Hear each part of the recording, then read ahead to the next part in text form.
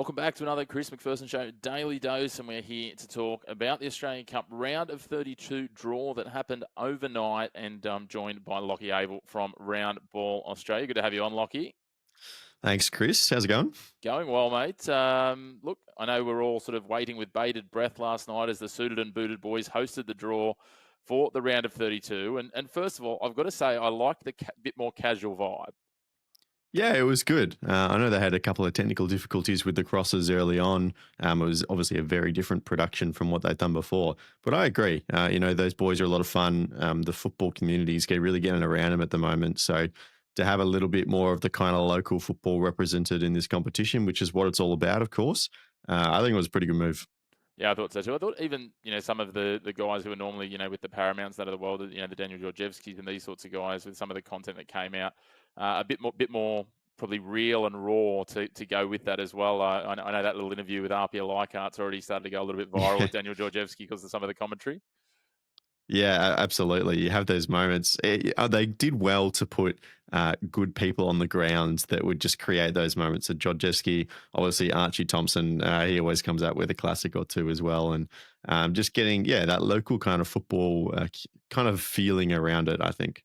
Yeah, certainly. So as we record this, we don't have game days in terms of the actual times and dates that these matches will be played, but they're going to be played across that sort of mid-July window starting, I think, Saturday the 19th of July is the first date that we'll see matches Sounds played. right. Yep, sounds right. A little bit later in July. I was just telling you off air, I am in Perth for a little while in early July, and I saw Victory got drawn up there, and I just thought for a second maybe those dates might overlap.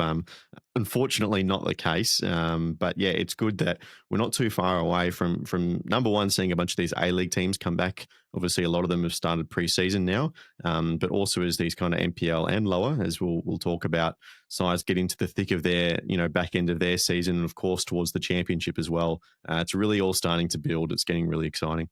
It certainly is, and there's some new names in the competition as well. I know certainly with my eye on Northern New South Wales, which we'll touch on in a minute, two teams who haven't appeared in the round of 32 before representing Northern New South Wales, and there's plenty of familiar names. And let's use that tie-in of Northern New South Wales and familiar names. The Western Bears, who are in their first appearance under former A-League player Q Jallians, they'll head to Heidelberg United, which is about as tough of a draw as you can get without getting an A-League club.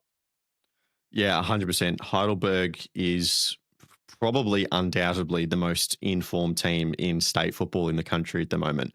It's funny, we've just kind of lucked into this, but I'm actually commentating them on Friday night. So I've done a lot of research in the last couple of days on them. They're in the midst of something like a 13 or 14 game unbeaten streak in the league. It was like 16 wins in a row in all competitions as well.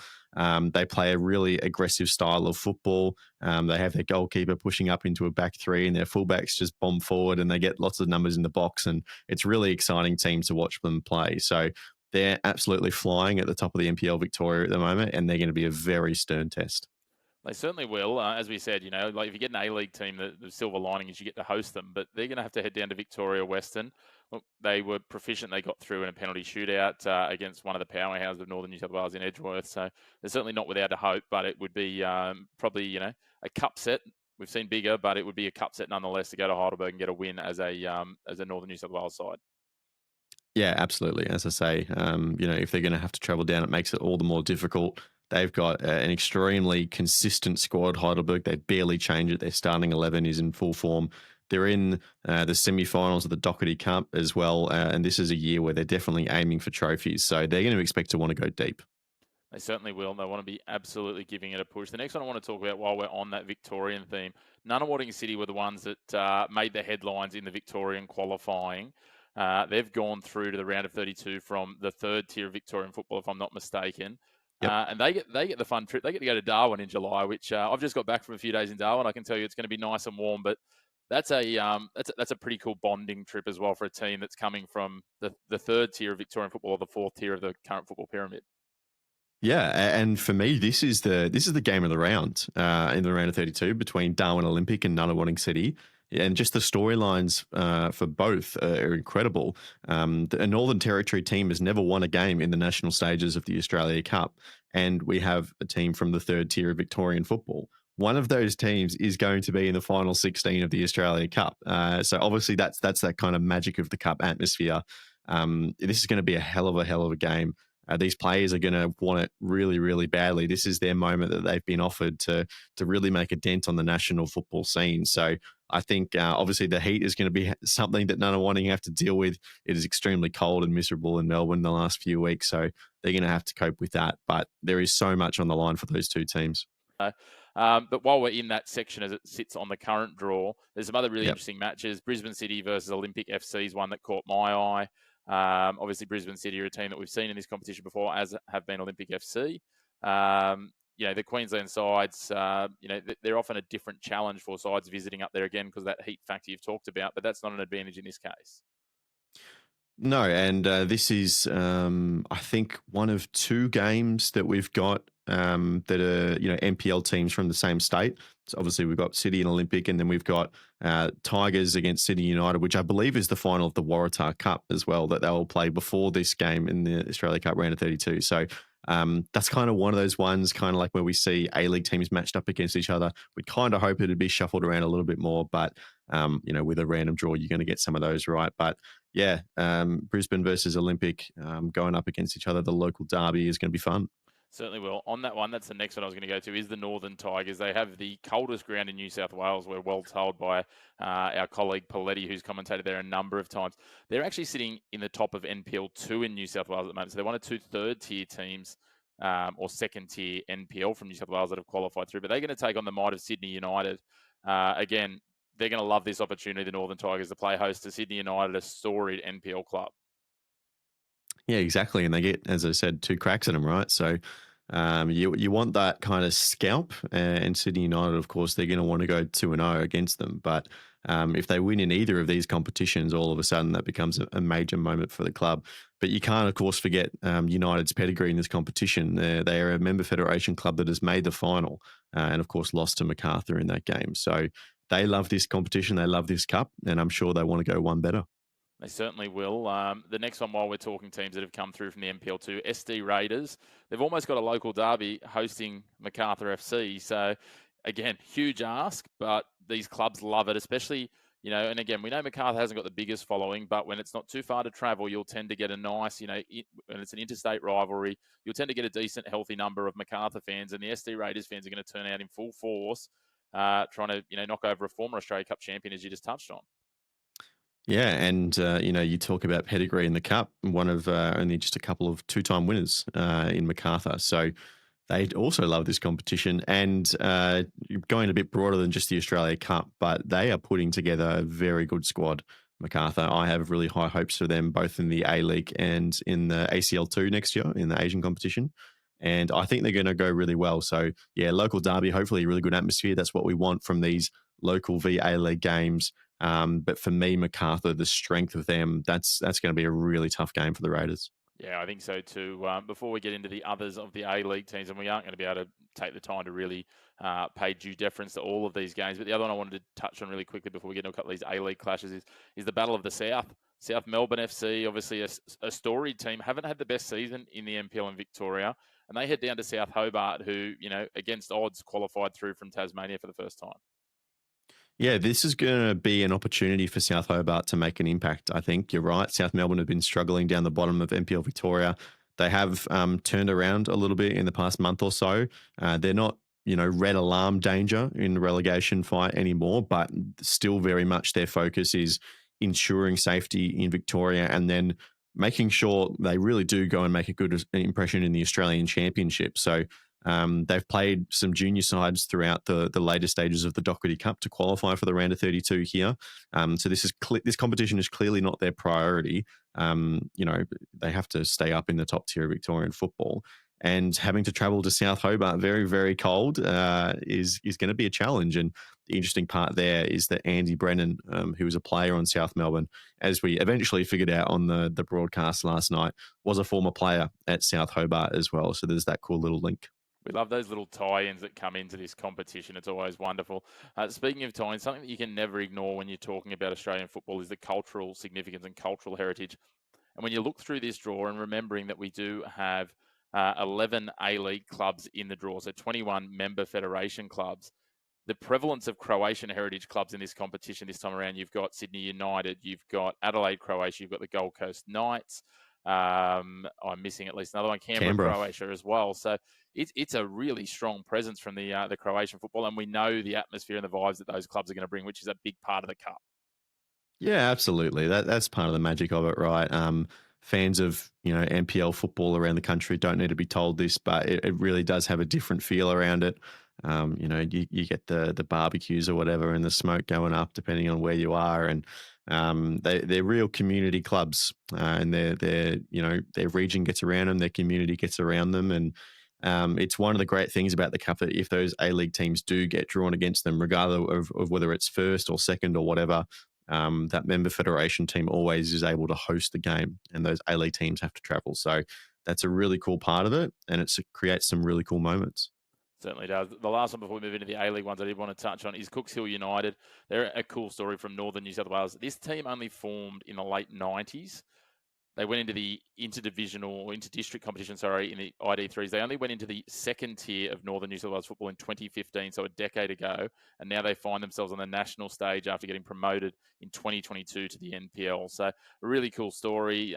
They were three-time premiers, 2017 to 2019 in the Northern League. And so they upset Broadmeadow Magic, who's another one of those sides that's been ever present in terms of qualifying from Northern New South Wales to get through in a major upset. They are not having the strongest of seasons in the league. They're sitting down in about ninth or 10th in the league at the moment. So certainly a little bit against the odds in terms of they finished seventh last year. So it'll be interesting to see how they go on that trip over to take on Adelaide, Croatia. But again, an opportunity for both those sides to probably build some more history for either of them. Yeah, yeah, absolutely. I know Jacob's going to be happy. He's very upset that last year he didn't get a game in Adelaide until like the quarterfinals or something like that. So he'll be happy that that game is in Adelaide. But yeah, cool story for Cooks Hill.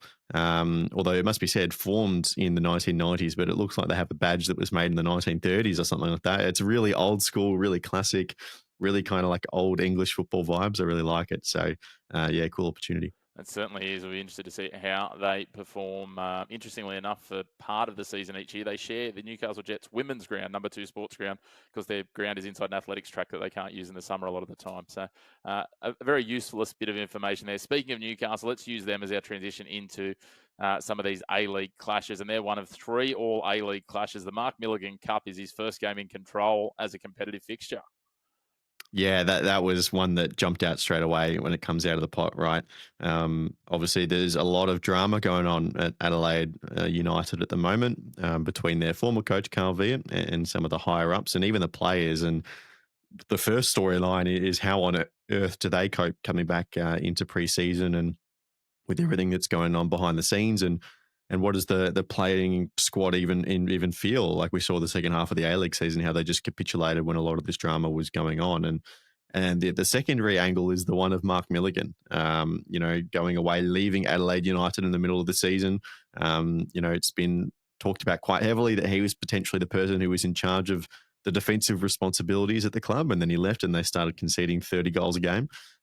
So he's got his first team opportunity at the Jets, and he's taken on the Reds in his first competitive game. So yeah, the story writes itself for that one. Certainly does. The Jets haven't exactly been the most prolific at progressing to the. I don't think they've yet been to the quarterfinals of the Australia Cup. So it gives you a bit of an idea of what the opportunity that presents for Mark Milligan. Obviously, a bit of a rebuild though. They've let go of quite a number of players. While we're on the A League teams, there's obviously a couple of other all A Leagues clashes. Western United taking on Sydney, but the other one, a distance derby, Perth hosting Wellington. And I know you've got a fun little tidbit that you and I were talking about, and I think you might have dropped on the Roundball Australia Twitter recently. Yeah, yeah. So, first of all, the fact that the distance derby has been drawn in the round of 32, the OG distance derby, is hilarious in itself. But we knew like months before the end of the season that 2 of the Wellington defenders, Sam Sutton and Scott Wooden, were rumoured to be heading over to Perth. And that was confirmed after their seasons wrapped up.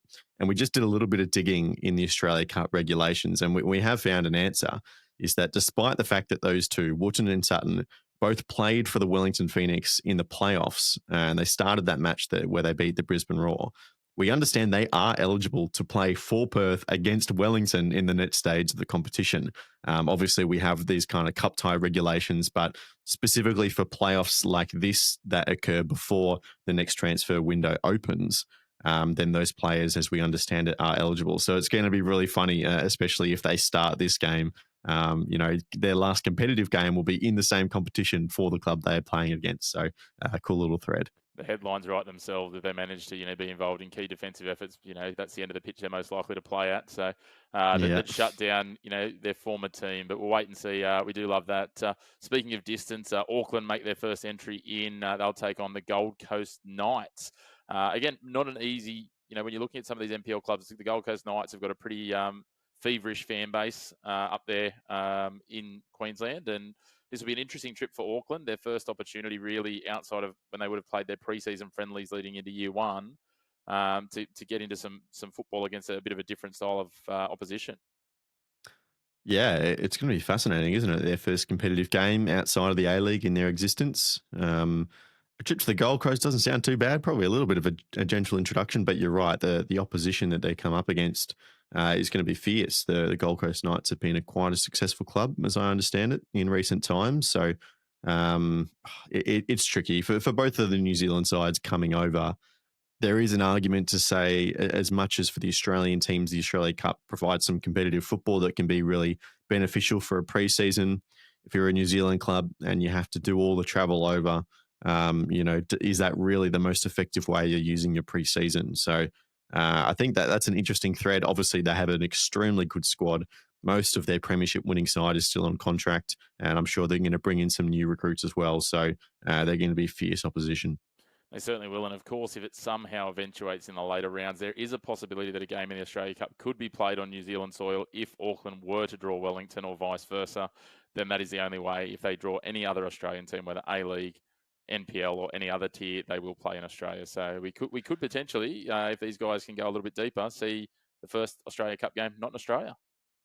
Yeah, and I don't even get me started on what could happen if they played each other in a final, and we have to figure out who qualifies for the ACL2.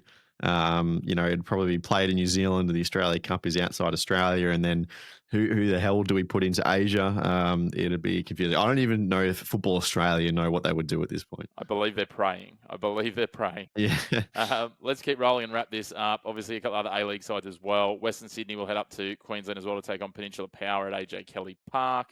But the big one, and I've saved this one to last intentionally, the previous Giant Killers, the NPL New South Wales, RPL Leichhardt. We remember they knocked out your Melbourne Victory a few years ago on absolute scenes. They've been consistent in this competition, even when they haven't been right at the top of the NPL. They host Melbourne City, the defending grand final winners. So this is a huge game. This one's probably for me is it was touch and go, but I was like you. I lent to Darwin Olympic and Nunawading because of the excitement for the match of the round. But this one's close too, just because it is headline and it's going to be box office, and they'll play at Leichhardt Oval, and it'll be probably close to sold out. It'll be huge. Yeah, I'm thinking back. It's probably only the Oakley Cannons that have more of a reputation for giant killing in the Australia Cup. Arpia are probably a close second to that as well. You referenced, that game over Victory, which was massive. This is going to be a tough test. Although I do say that Melbourne City, while they have been extremely consistent in the A League in the past 5+ years and won maybe 6 trophies, something like that, they haven't actually been that successful in the Australia Cup relative to around other A League clubs. Early in pre-season, of course, this round of 32, if you're going to get giant killings, you're always going to expect them early. So yeah, I'm with you. This is an opportunity for them.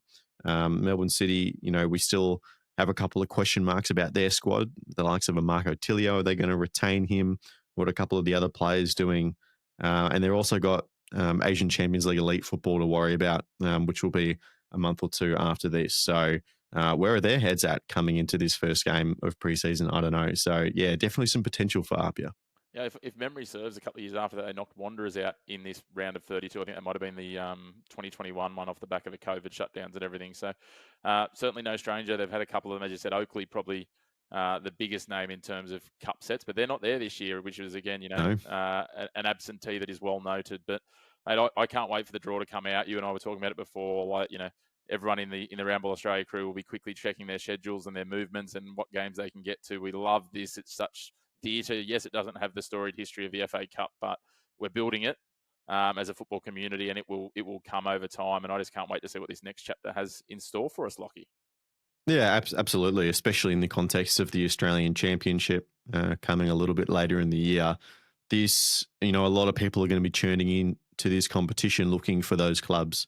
I haven't done a full tally, but I'm just looking down the list. We've got Heidelberg, who will qualify out of Victoria, Avondale, RPR, obviously South Melbourne.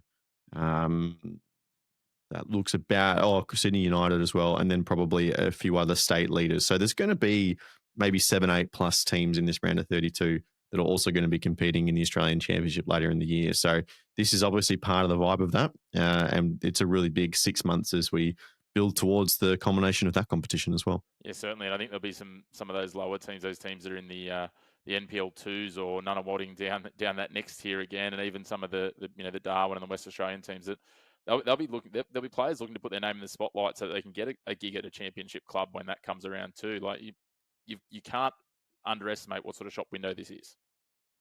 Yeah, absolutely. We've seen plenty of cup footballers go to A League clubs after really good performances in the national stages. But you're right. One of the whole thesis around the introduction of the Australian Championship was to be another stepping stone between state level football and the A League. Obviously, we haven't got that full home and away season we wanted, but that is what is coming.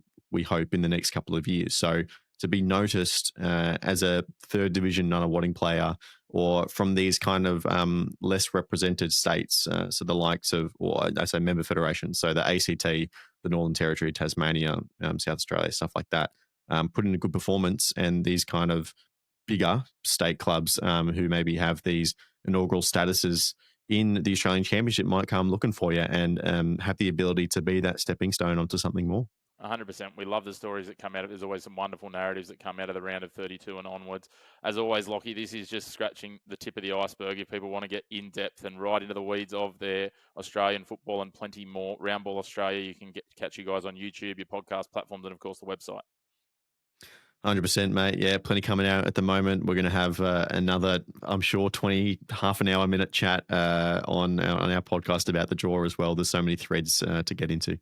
I love it, mate. Thank you again and look forward to talking to you about football soon. See you, mate.